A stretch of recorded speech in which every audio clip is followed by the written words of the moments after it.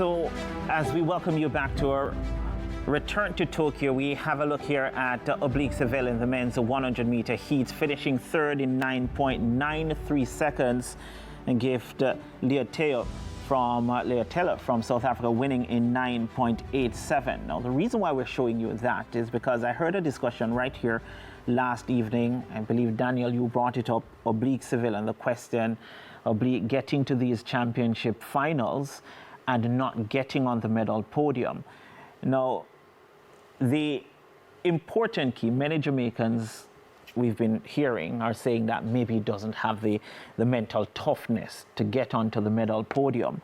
And we're going to have a discussion on mind games in sports and in track and field. You as an athlete, did you play mind games on your opponents firstly? No, not me, not personally. In the women's 400-meter hurdles, that's not something you're going to find being popular. It's mostly popular among sprinters, mostly on the men's side. In the 100, of course, we have a history of Maurice Green and Usain Bolt, those type of sprinters. It's mostly a 100-meter thing. Mostly a 100-meter thing. Your initial thought on what you saw this morning from Oblique Seville, was it just misjudgment? Was it, first race? Was it tactical? What were your initial thoughts? I don't think it was tactical. I think he had a blunder. He seemed to have been nervous. He slept in the blocks, but recovered well. He's a really good top-end sprinter. And it's good that it happened in the first round. Yeah. I think that's the only positive we can take from that, and that he's still advanced. But he has some work to do. He has a mountain to overcome, and he has to get it right. And Noah Lyles, he sees that weakness, and he's exploiting it. It's fair game. David, so much has been said about, sleeping in the blocks and talking about mind games. But to come back to run 9.93 for third and to get the automatic qualifying spot, the top three going through to the semi-final round, it must have taken some mental toughness to say, I have to get into the top three from here. Yeah, there's no need to be nervous about it. I mean, his name is Oblique, and that means it's not expressed or done in a direct way. So, I mean, I'm fine. He went out there, did what was necessary to qualify. A little bit unorthodox, because you want to practice the first part of your race and be consistent with that. And so his reaction was very bad. And the reaction is separate from the acceleration, because the reaction is the first time you actually make a movement when the report of the gun is given. So his reaction was slower than everybody else, but then he continued and accelerated, and that was good enough to get him a really decent time from a prelims, more than what he would probably want to do. But we accept that place is more important than time in track and field, and being in the top three is important in the qualifying round. Bruce, before I get to you, Daniel, from an athlete standpoint, when you, let's say, make a mistake in the early rounds, how do you now recover from that? The next race, semi-final, do you think it plays on the mind to say, I can't afford for this to happen in this race? Yes, that's exactly why I said it's good that it happened in the first round. He gets an opportunity to smack himself in the mirror and, mentally coach himself through it. If he takes that approach, because first you have to recognize that something went wrong in order to address it. So that's the first step. If he acknowledges that something went wrong and he's able to coach himself through it. Athletes have to be mentally tough. That's why you see, Sherika Jackson, Elaine Thompson, all these athletes have their journals, they're writing down things. Everyone has their favorite scriptures, all these things to get us through the tough times. So you have to be prepared. Let's actually hear what Oblique Seville had to say after the race. What happened just now? It was just a shaky start, to be honest, and it's just some issues that happened in the race, but I'll recover from it for the semi-final. Yeah, when you say issues, what exactly you think? Just a little, I guess, so I have to just be conservative. Yeah, I'm not sure if we can read too much into that, but here's something that you can read into. Noah Lyles was actually asked about Oblique Seville sleeping in the blocks, and here's his response. Did you by chance see Oblique Seville with the slow reaction time and heat one? Yeah, I knew that was going to happen. That man was panicking in the back. Yeah. But hey, he's a gamer, so hopefully he'll get it back, and we'll have a great final. And Noah was speaking there with NBC. Bruce, what do you take from first Oblique's response and then what you heard from Noah Lyles? Sure. So we have the advantage here in Jamaica to have watched the national championships. Again, Oblique is with racers, not MVP, so this is not inside information. But we were all watching Oblique at the national championships. The finals of the 100 meters, his leg cramped up. He couldn't start.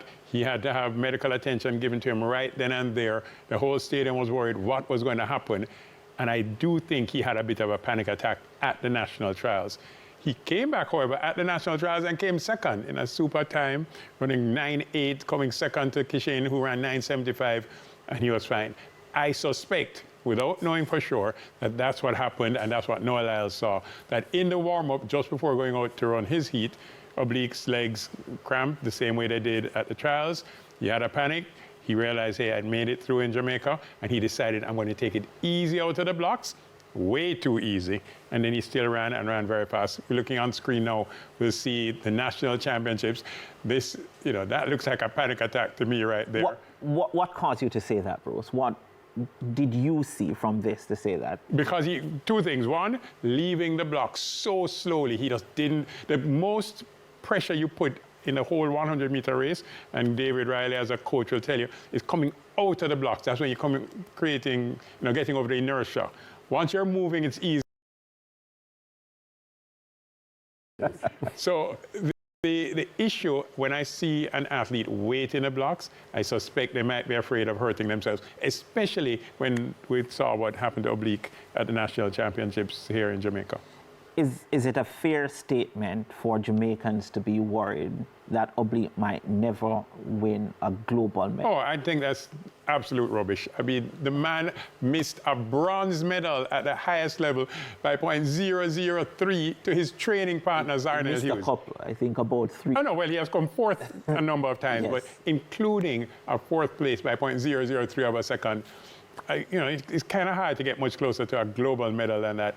Oblique is, 24? I still think he has a lot of opportunities, including at these World Championships, to get a medal at the global level. Yeah, I don't think we can cancel out the opportunity for a medal at the end of the prelims. I mean, we still have the semifinals and the finals to go, and I think that athletes get better as they race, and I'm not expecting him to be any different. I think he would have used the lessons that he's learned and the victories that he's had in the past to inform him and be confident and bounce back from this. I mean, athletes must be really tough and be resilient in competition, and I think he's going to pull through. What Noah Lyles said about seeing him panicking, I'm pretty sure that Oblique would be hearing that. What do you think that Noah Lyles is trying to achieve by saying that in that forum? Which athlete watches his competitor in the call room? I mean, Noah Lyles clearly is watching and preying, they would say, Oblique for him to be able to say all of that was good. But no, you have to understand Noah. Noah actually believes that this is his stage. He believes that he's a star and it's his show, and all the other athletes are just a supporting cast in him demonstrating his power and his glory. He said that from his own mouth in an interview. He believes that it's his place. And so when you have somebody like that, whatever you need to do to get to that place where you're mentally tough, then fine. I mean, the fact that he said it out of his mouth is another issue. But you need to do whatever it is, however twisted it might sound, to get yourself ready and be so strong in that moment that you can deliver your best performance. Here's the thing, David. What if what Noah said is true, that Oblique was actually panicking? I don't believe that. Shouldn't we be concerned prelims, about that, given what has happened? Not for the prelims. I don't think so. I don't see why he would be in a panic state with a prelims where it's top 3 that goes through. Yeah, but based on what he said, mentioning and Diggle, I think he mentioned to one of the reports that it was something personal. Right. We don't know really why what could be bothering or oblique. Right, and we're in a sport where athletes don't talk about their injuries. It's almost like if you say you're injured, you're giving the competitors some strength. People hide injuries even when they can get assistance and support for it. And maybe track and field is the only sport where that is done. I mean, in other sports, if somebody gets injured on the field, they report it and the whole world knows.